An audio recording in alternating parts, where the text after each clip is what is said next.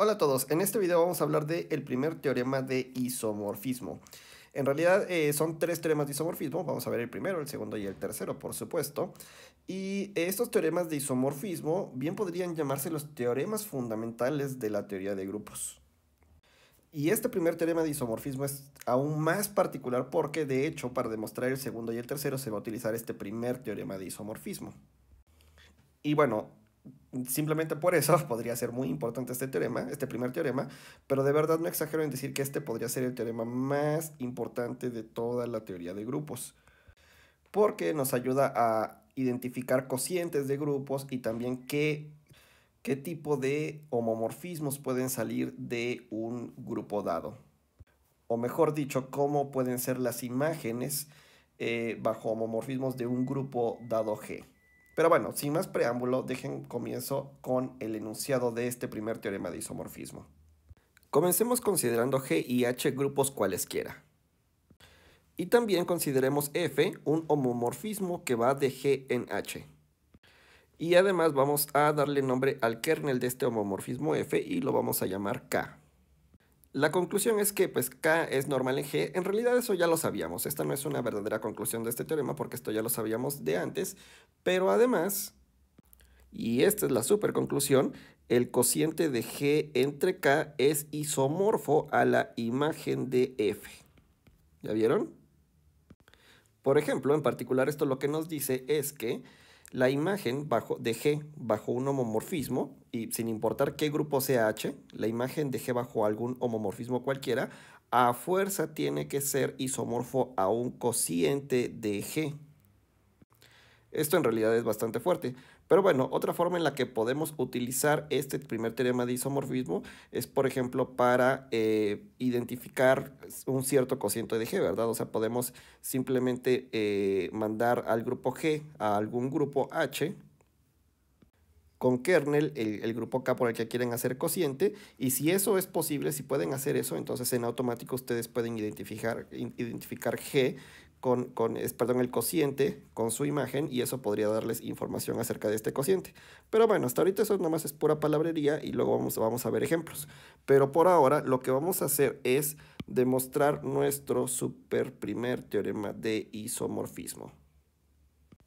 Bueno, primero voy a observar que, en efecto, ¿no? Como les decía, ya sabíamos que el kernel de F, pues, es un subgrupo normal de G. No vamos a demostrar eso, esto ya lo sabemos.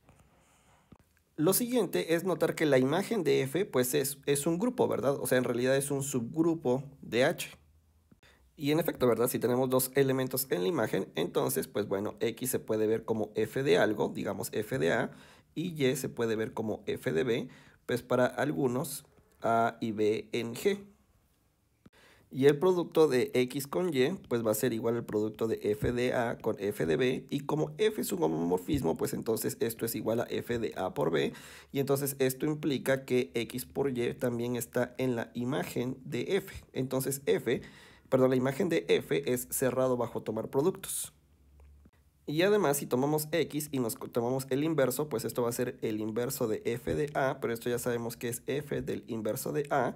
Entonces esto implica que el inverso de X está en la imagen de F, y entonces ya tenemos que la imagen de F es cerrado bajo tomar productos y bajo tomar inversos, y por lo tanto, pues ya tenemos que la imagen de F es un subgrupo de H. Y entonces lo que podemos concluir es que, bueno, podemos restringir F así, de G a la imagen de F, y este es un homomorfismo que además es su proyectivo. Pero bueno, recordemos que lo que queremos demostrar es que hay un isomorfismo entre el cociente de G entre K y la imagen de F. Así que vamos a definir un homomorfismo entre estos dos grupos y vamos a ver que es un isomorfismo. Y bueno, entonces vamos a definir este phi, y la forma de definirlo es tomamos una clase lateral aquí en este cociente, o sea, un elemento en este cociente, y lo vamos a mandar a ¿quién creen? Pues a f de g, ¿sí? Ahora, esto, pues bueno, es un intento de definir un homomorfismo, pero lo primero que tenemos que ver es si esta phi está siquiera bien definida como función, porque en principio depende del representante de esta clase lateral, o sea, este g no necesariamente es único. Así que si cambiamos de representante de la clase lateral, pues tenemos que ver que en efecto nos va a dar al mismo elemento de este lado.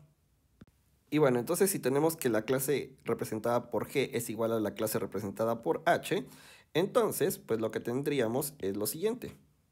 Tendríamos que h a la menos 1 por g está en k, pero recordemos que k es el kernel de f, ¿verdad? Entonces esto lo que quiere decir es lo siguiente.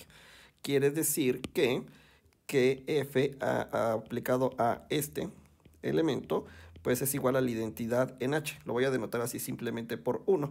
Pero entonces esto lo que quiere decir, bueno, esto de aquí, por un lado, es... Voy a saltarme un pequeño pasito, espero que no sea muy grave. Me queda f h a la menos 1 por f de g.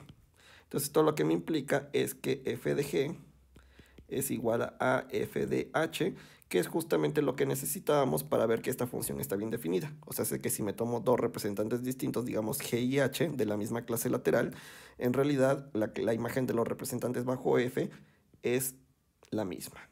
Por lo tanto, phi está bien definida. Ahora observemos que phi es en efecto un homomorfismo de grupos.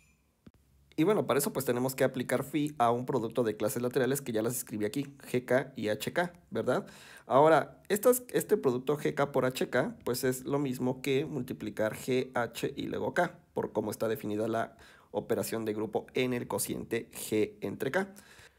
Y bueno, esto de aquí por definición es aplicarle f al representante, que el representante es gh, o sea, es esto de aquí. Y ahora f sí es un homomorfismo, entonces esto es f de g por f de h. ¿Ya vieron? Pero ahora, de nuevo, por definición de phi, esto es igual a phi de gk por phi de hk. Y entonces ya demostramos que phi, en efecto, abre productos. Por lo tanto, phi es un homomorfismo. Y bueno, pues ya tenemos que phi es un homomorfismo, ¿sí? Y ahora pues lo que hay que ver es que es un isomorfismo, o sea, hay que ver que es supra y que es inyectivo. Y bueno, ver que phi es supra pues es muy fácil, ¿verdad? Porque pues tomamos x en la imagen de f, ¿sí? Y pues justamente pues lo que sucede es que x pues va a ser igual a f de a para algún a en g, ¿verdad? Pues por definición de imagen. Y ahora, pues lo que va a suceder es que entonces, ¿quién le va a pegar a este x vía phi? Pues bueno, lo que va a suceder es que phi de AK, justamente me tomo la clase lateral representada por A, va a ser por definición f de A, que es igual a x, y entonces pues listo, me tomé un elemento arbitrario en la imagen de f y pues también le pega algún elemento, de hecho este concretamente, utilizando phi. Entonces phi es su proyectivo. Y para terminar la demostración solamente resta ver que phi es inyectivo. Así que supongamos que tengo dos clases laterales que tienen la misma imagen bajo phi.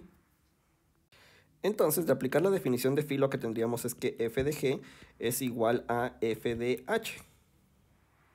Pero entonces tendríamos lo siguiente, tendríamos que f de h a la menos 1 por f de g es igual a 1. O sea, si solamente estoy multiplicando por este inverso, aquí a la derecha de ambos lados. ¿Ya vieron?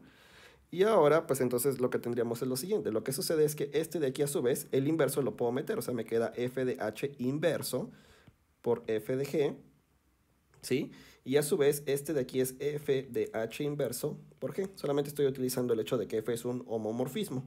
Pero entonces lo que tengo es que h a la menos 1 de g, por g, perdón, va a dar a 1. O sea, esto quiere decir que h a la menos 1 de g, pues está en el kernel de f, que de hecho el kernel es justamente k, ¿sí? Pero esto lo que me implica es que hk es igual a gk.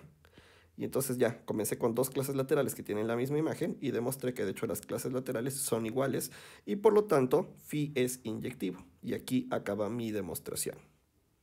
Y bueno, este teorema yo creo que es bellísimo. Voy a dejar aquí este video solamente con el teorema y su demostración. Y en el siguiente video voy a dar algunos ejemplitos de cómo utilizar o dónde se puede utilizar este teorema. Así que nos vemos en el próximo video.